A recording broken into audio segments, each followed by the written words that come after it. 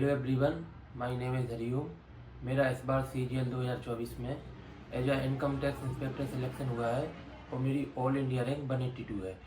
और आज हम स्पेसिफिक बात करने वाले हैं जीएस के बारे में कि जीएस में कैसे स्कोर करें या जीएस में कैसे नंबर गेन करें। तो मेरा इस बार CGL 2024 में जीएस में स्कोर 59 है आउट ऑफ 75। चीज़ में से 21 क्वेश्चन सही हुआ है जीएस में। तो मैंने क्या किया था और कैसे मैंने अपनी जीएस इम्प्रूव की, आज हम सब इसी के बारे में बात करेंगे।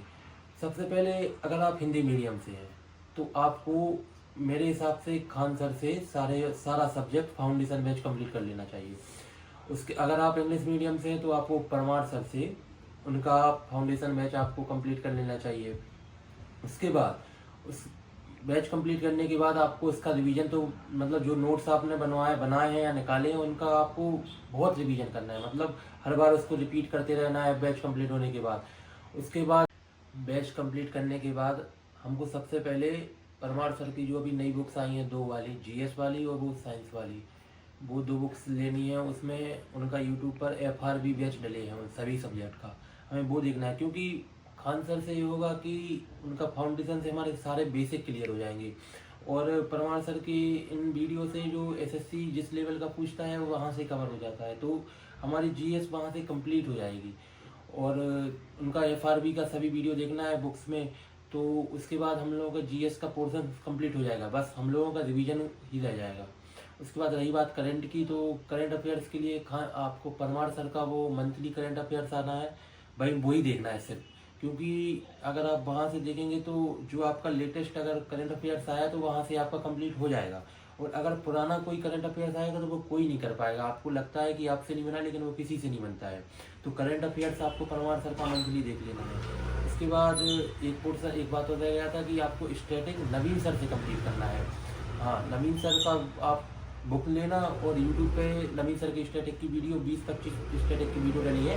तो चैप्टर वाइज आपको देखना है। जैसे अगर कोई चैप्टर है नृत्य का, तो आपको बुक्स में नृत्य का चैप्टर निकाल लेना है और फिर वीडियो देखना है, जिससे आपका वो चैप्टर कंप्लीट हो जाएगा। और जो वो एक्स्ट्रा लिखवाएंगे आपको पेंसिल से भी बुक्स पे लिख लेना है।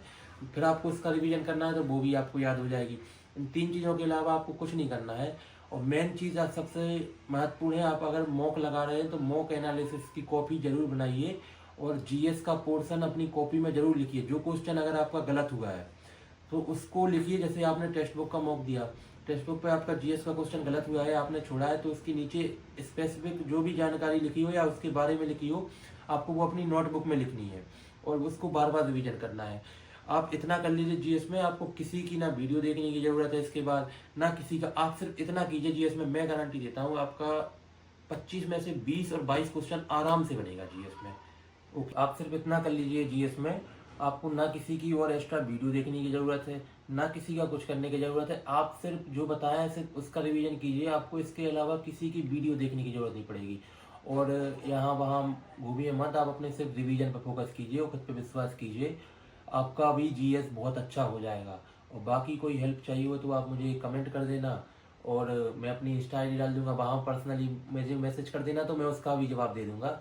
तो आपको कोई भी प्रॉब्लम हो रही हो तो मुझे कमेंट करके या मुझे इंस्टा पे बता देना, मैं आपकी हेल्प कर दूंगा। Okay, bye.